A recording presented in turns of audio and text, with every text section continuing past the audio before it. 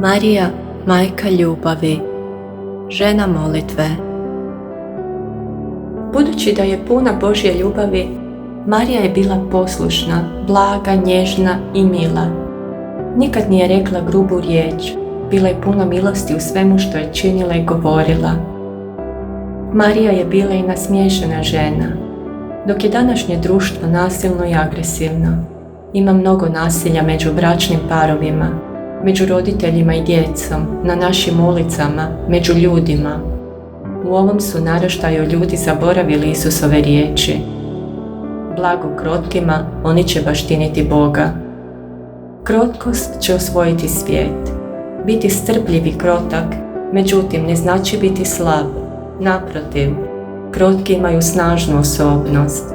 Nasilje je slabost, jer nema snage kontrolirati se. Tako je tužno vidjeti kako su mnoge žene izgubile sposobnost da budu blage, nježne i ljubke. Neka nas presveta djevica Marija nauči da budemo krotki. Amen. Aleluja. Otac Lorenzo Montecalvo od Družbe otaca božanskih zvanja.